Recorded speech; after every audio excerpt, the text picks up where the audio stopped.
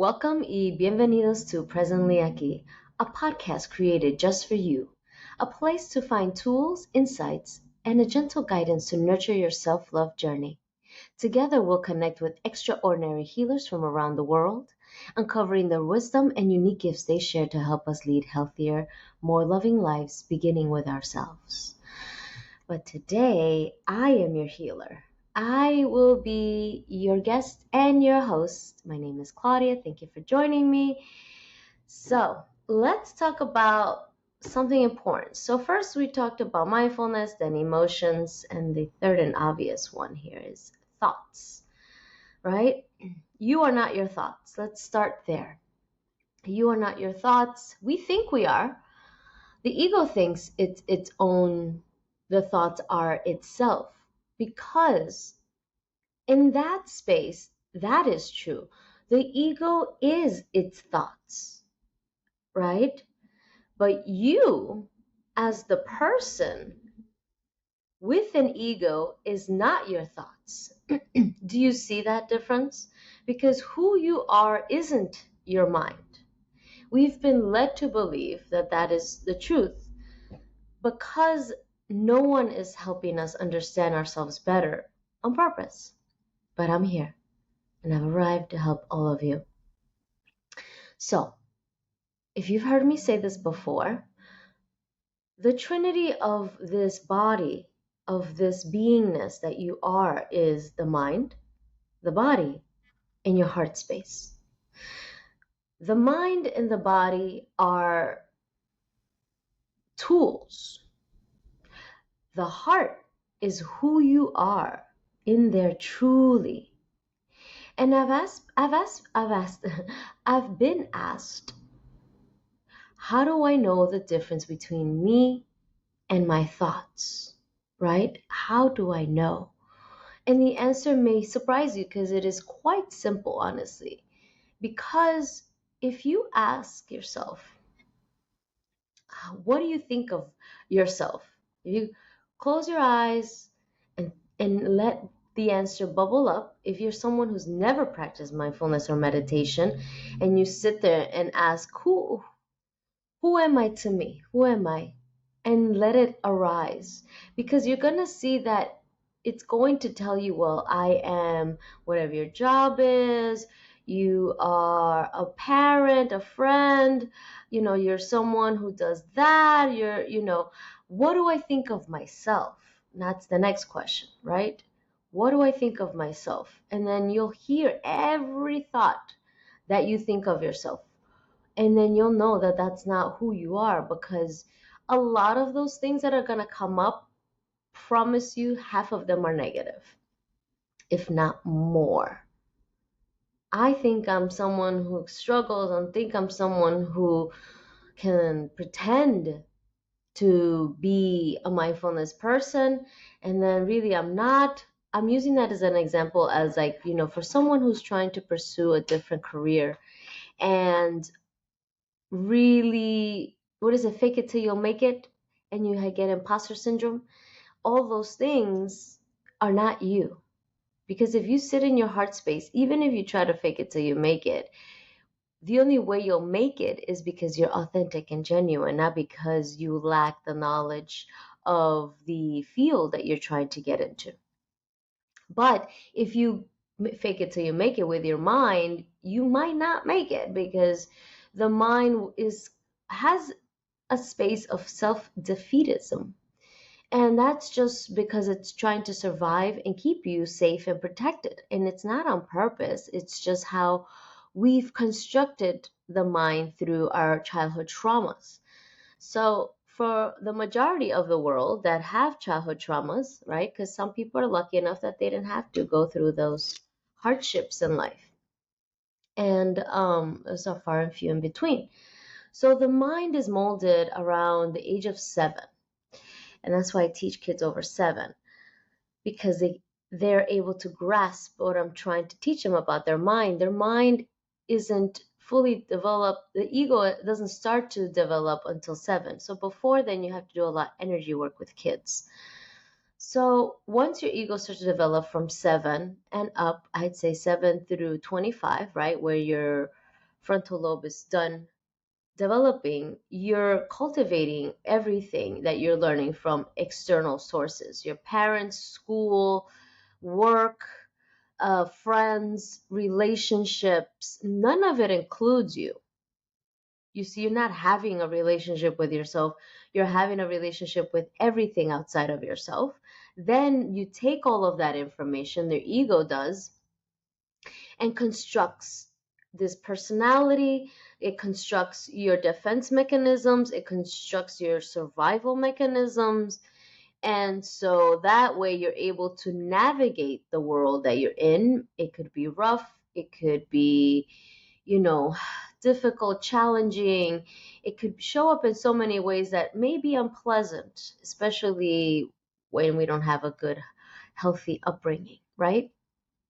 So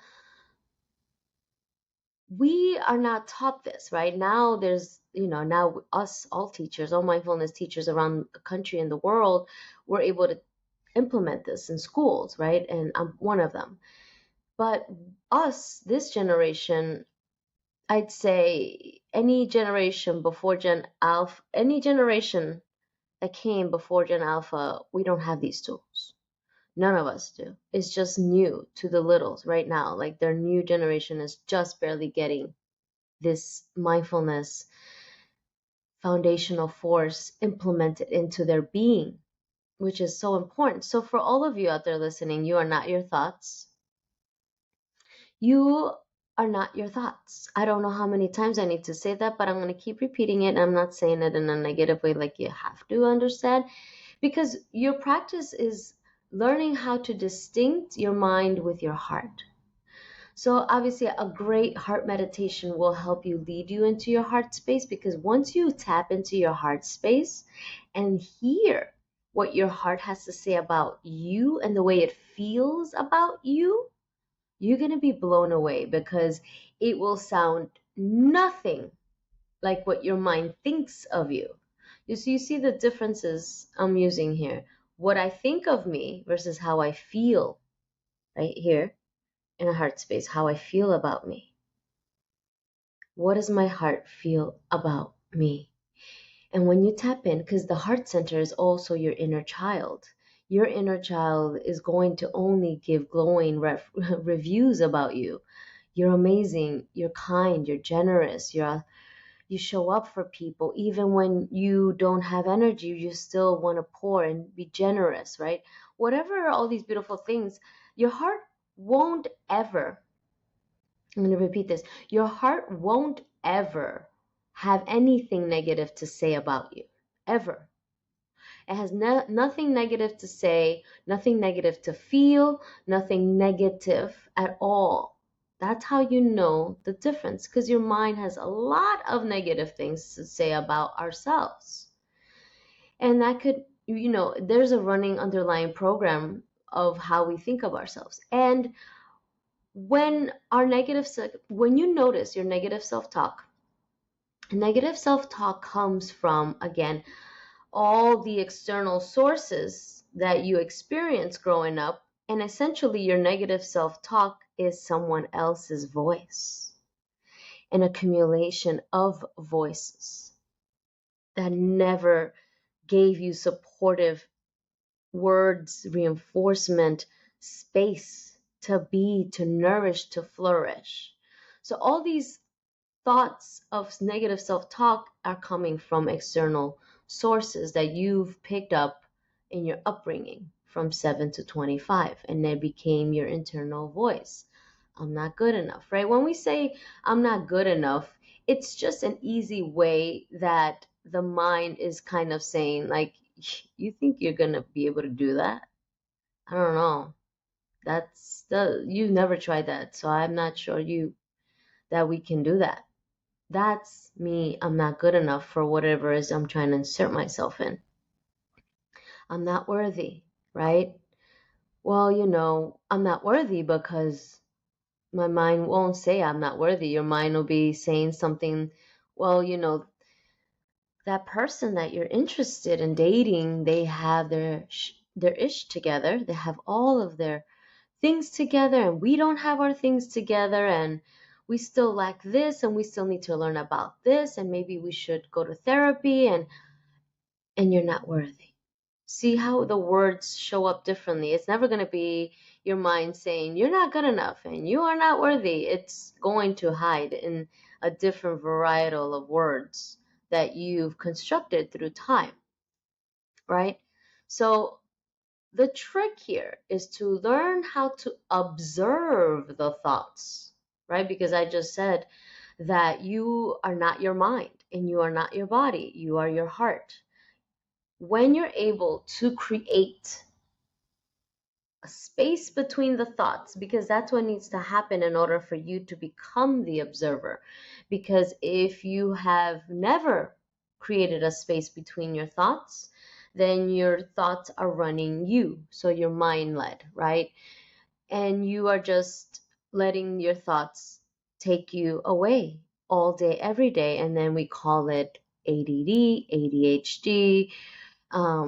There are extreme cases of ADD and ADHD, which I've experienced and watched through a couple of sessions and classes and clients where there is no space between the thoughts. And so you're running this program because your mind is a computer, okay? Your mind is a computer and you've never had the time, the knowledge, the know-how to program it in the way that you want it, not the way the world forced you to program it. So in order to create a space between your thoughts, the only way to do that is through meditation. Meditation is very, very helpful to create the space between your thoughts. And there's various techniques to do that with through meditation. When you break your space between your thoughts, then you can insert yourself as the observer in that space. And that space will start to grow more and more through time, the more you meditate.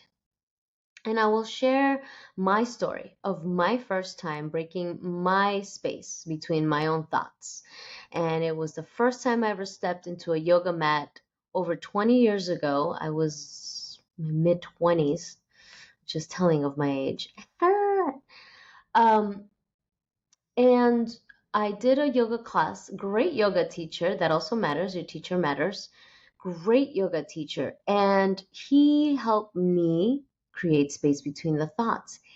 The way that the method that he used was we were in meditation and he said, observe your thoughts as if it was a movie reel. Meaning like, you know, the old school film where every square is the next scene, the next moment, right? It's cut up into little scenes. And in between, we know the film has this little space, right? So there's this scene and then there's a space, this scene and then there's a space. He said, imagine it as such.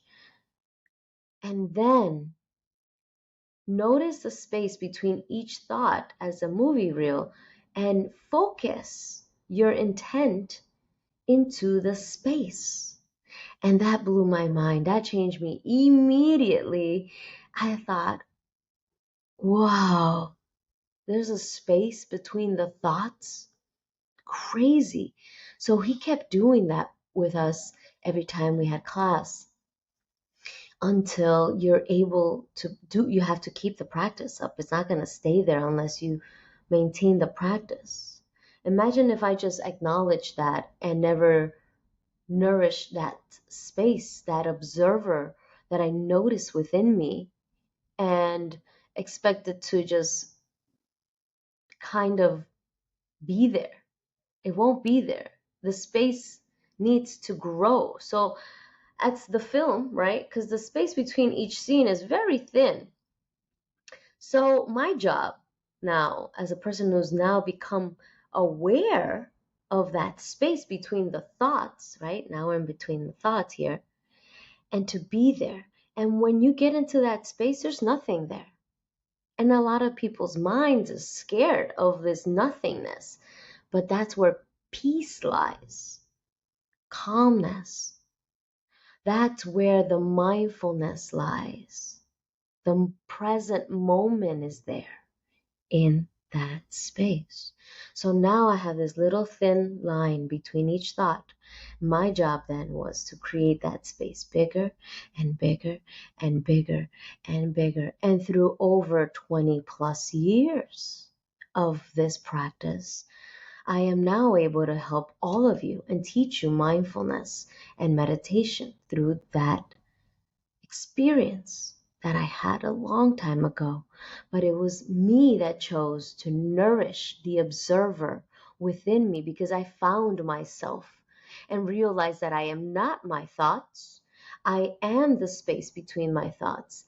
I am the observer of my thoughts. So, who is the observer, right? Is your heart space, who you are. You are your heart space, your truest self. Your light resides within your heart. Think about this. When someone falls into a coma, okay, if their mind isn't working, their brain isn't working, but their heart is, the body can still keep going. The person may never come to awareness in this coma, but the body can continue to live. If the opposite were to happen, if the mind continues to live and the heart stops, we know what happens. We die. The body cannot continue without the heart. If that doesn't say what I'm saying is true, then I don't know what does. Without the heart, we cannot live. We will die. The body will die. Without the mind, we can live, right? The body can live, but the mind won't be in use. The computer no longer works, but the battery is still working. You see, the battery is what runs the computer. You know, how many of you have had computer issues where finally it'll turn on, but it doesn't work? The battery works, but the hardware is just done. But you'll see like it turns on, but nothing's coming up on my screen, but the battery works. But then now the hardware just conked out. Same idea. Your heart is you. And I will continue to talk about this further and further. But I want you to get a sense of why this is important. Because we're living in a highly distracted world where the point of is to keep you in your mind and not in your heart, keep you distracted, overstimulated, overwhelmed, overworked up here, and never in your heart space.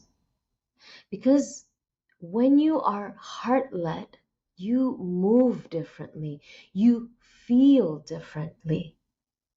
To me, I can sense when someone is heart centered. I can sense when someone's mind led. It's such a distinction for me as also as an intuitive.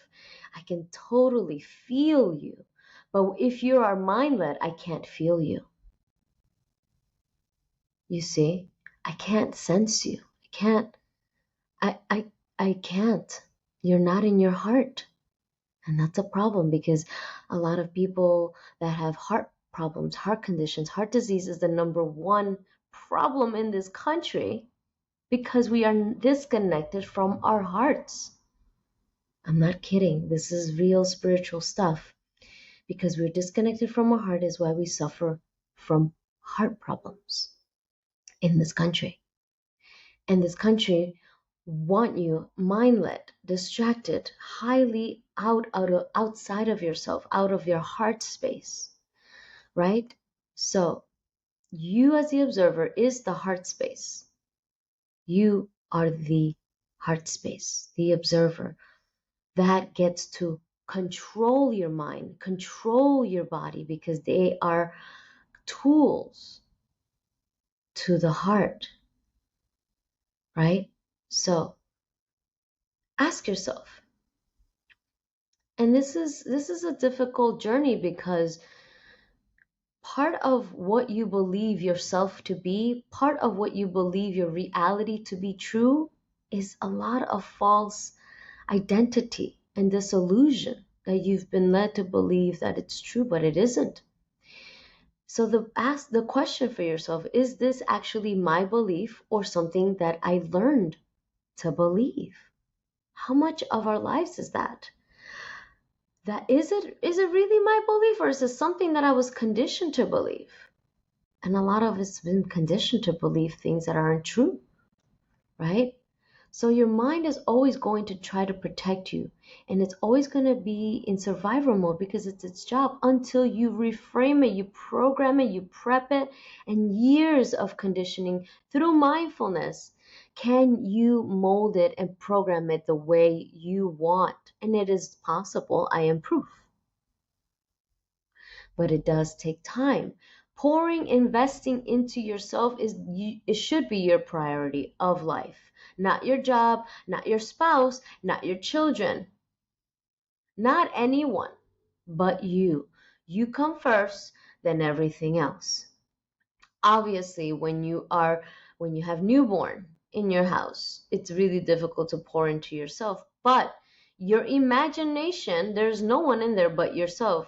You can sit in there with yourself in the little moments that you have to yourself to pour back into yourself. It's just about prioritizing yourself over everything and anything, right? The newborns need you all the time, but once they're out of that space and you have more time for yourself, it's time to come back home. Okay? So, for fear, overthinking, and worst case scenarios, they're attempts of safety and certainty. Okay?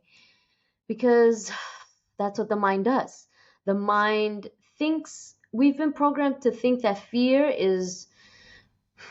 should be the first reaction to things, overthinking and worst case scenarios, but all they do is keep you from the best case scenario, keep you from faith, from trust of yourself and the universe, and however you perceive that to be for you, the connection to the divine.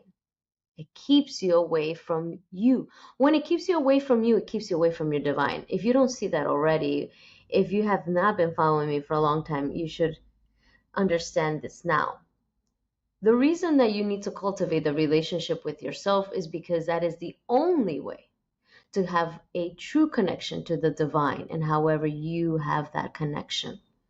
Because you and the divine are one and the same.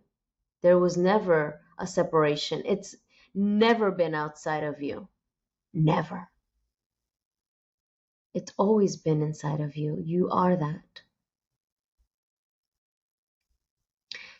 So that's why the relationship to self is so important. So when we are learning about this space between our thoughts, the practice is the meditation, right? A good one that I like to do, which I'll end up offering on my website, is this one where we see our thoughts as clouds in the sky in meditation. And that also helps create space between the thoughts. So once you're able to see you as the observer, then can you understand that you are not your thoughts, right? Because our thoughts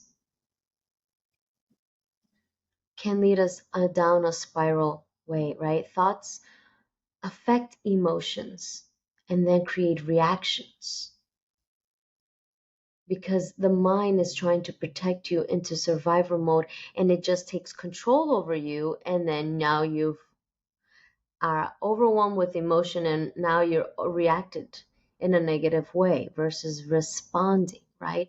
Seeing the thought, feeling the feelings, and you as the observer learning to respond, not react. It takes practice.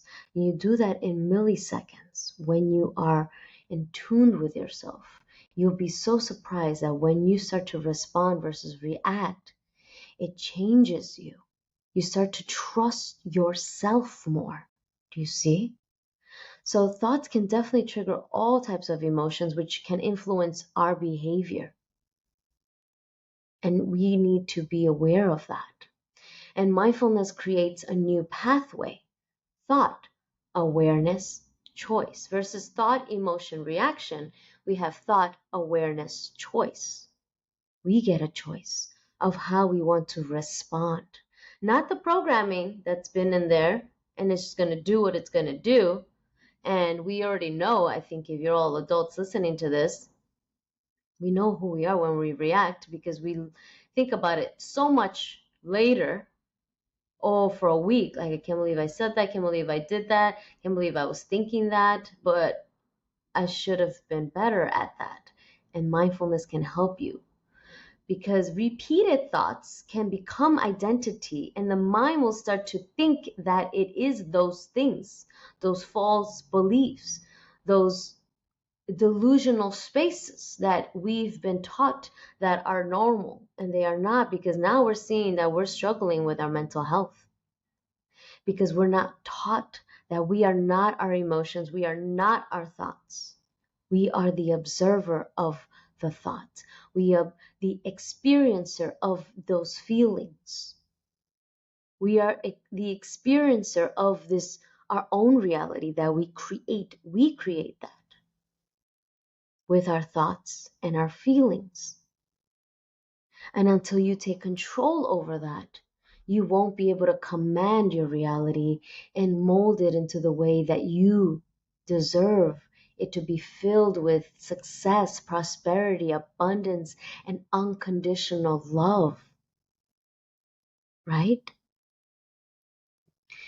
So, again, remember, you want to move from thought, emotion, reaction to thought, awareness, choice, because you are not your thoughts. So, when you start to see the thought, right, and when I was telling you about not being enough, and then you hear the negative self-talk, you can say, oh, I'm having the thought that I'm feeling that I'm not enough. I feel it. I see it. I see the thought. It was saying that I can't do this. I see it. It's very different from I'm not enough. Oh, I see the thought. I see it now. And the next step, when you see the thought, right, when you create this awareness in you of seeing it, I'm having a thought that I'm not enough. The next step is, where is that coming from?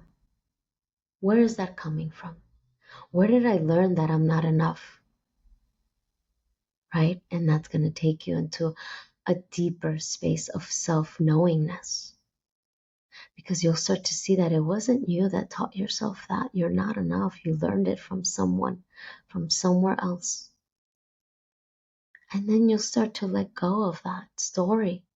That was never true, and it was never yours to hold and to believe into. Because you're not enough. You are more than enough. You are beyond worthy of all the wonderful things that this life has to offer you. We were just taught the lie that we don't, that we have to work hard, that we have to fight, that we have to drudge through the mud in order to see a little glimpse of light. But the only mud you need to drudge through is our own shadow. And when we go through our own shadows and make ourselves the light, then the life that we desire becomes just as easy. But we have to go inside first, because we're going to be battling the world of trying to find ourselves outside of ourselves. Right? I always say that you're never going to find yourself outside of you. You're not. Not in another person, place, or thing. Because if you do find yourself in an external person, place, or thing, what happens when that person, place, or thing is gone? They take that part of you. They take that happiness. But when you cultivate it for yourself, no one can never take it, ever. Right? So mindfulness is not about stopping the thoughts. It's creating the space between the thoughts so you know which thoughts to interact with, to engage with. We don't have to engage in every thought. We don't have to believe every thought that shows up, because there's so many that show up all day, every day. right? Especially if you're beginning this journey, there you have so many thoughts. For me, I know where all my thoughts are coming from and I know to engage, right? Also, and as an intuitive, I had to do that more so, really cement that because when I hear other voices, let's say my ancestors, when I'm giving someone a reading and their ancestors are talking to me, I need to know what is my voice versus what isn't. And that is why the conversation that I had with Nathaniel a few episodes back, I highly recommend that one. It's important to know why, who is talking to you up here. Is it your own voice or is it others? It is so important because we are getting bombarded with other people's thoughts. And that includes darker, denser entities that I like to call self-doubt, self-hate, self-loathing. They will whisper sweet nothings to you and make you believe that you are worth nothing, that you don't deserve love, that you don't deserve to live this life. And that's all a lie. Anything that's less than love, anything that's less than clarity is a lie. Anything that puts you into confusion, into hate, is a lie. So if you feel those thoughts in there, that is not who you are. Those things are not you. And the more you keep doing the work and start to know your voice versus other people or entities or projections, because the problem is that a lot of you don't realize this machine right here, for those of you that are just listening and not watching, I'm holding my phone. For this machine, this phone, when it's by your ear, it projects a frequency into your brain, which is why you shouldn't wear ear pods that don't, you have to have it wired, because they emit frequencies that make you believe thoughts that are not yours. Do you see the importance of knowing the voice in your mind, the importance of knowing the thoughts that come into your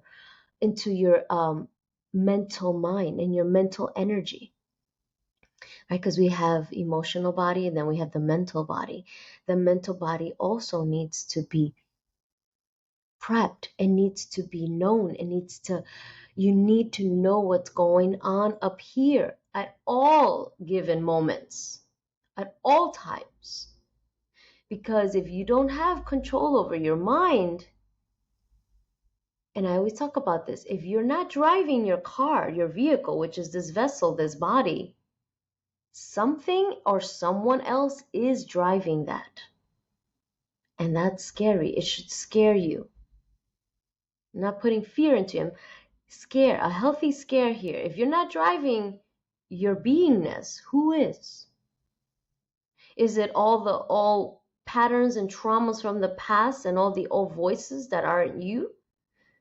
Is it an entity that has been sitting in your ancestry for so long? And maybe a lot of people in your family have suffered mental illnesses because of it. But it stops with you by creating the awareness between the thoughts, finding yourself in those spaces between the thoughts. You don't have to believe every thought that arises.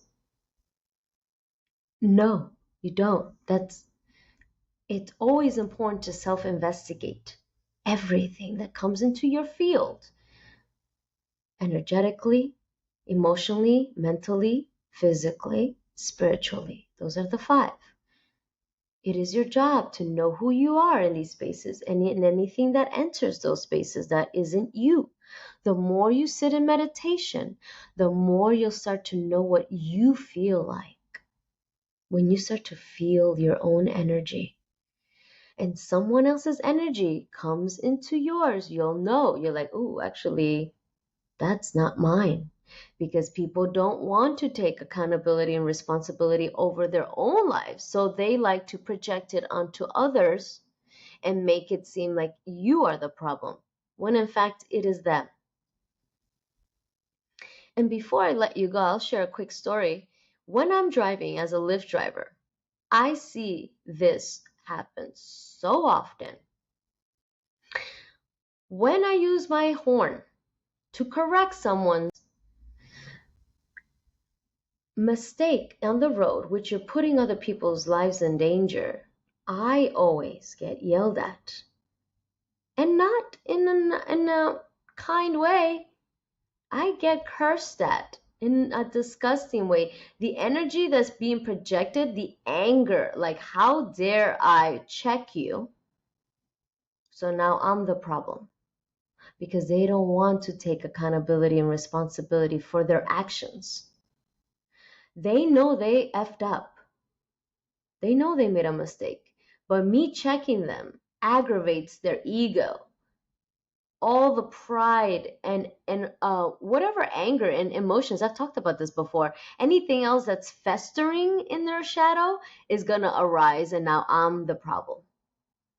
And all I do is just laugh or smile and keep going. Also, I don't interact. I don't even look at the person because I know that my power is my intended focus. Because if I look at you, that is what your ego wants, and I won't give that to you.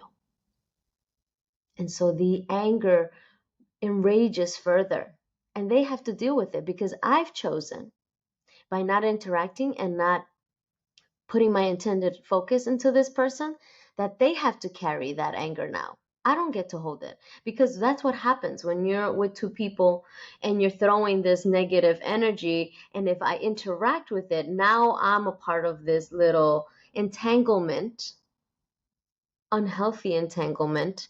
And now I've allowed this person that I've never met in another car ruin my day when I am the master of my reality. Absolutely not. I can't tell you, out of 3 years of driving, I don't remember all of these people, because I remember all the wonderful people in my car that I've had great conversations with. Instead, that's the reality I want to participate in. Everyone who wants to be ugly outside, let them be ugly outside. That's fine.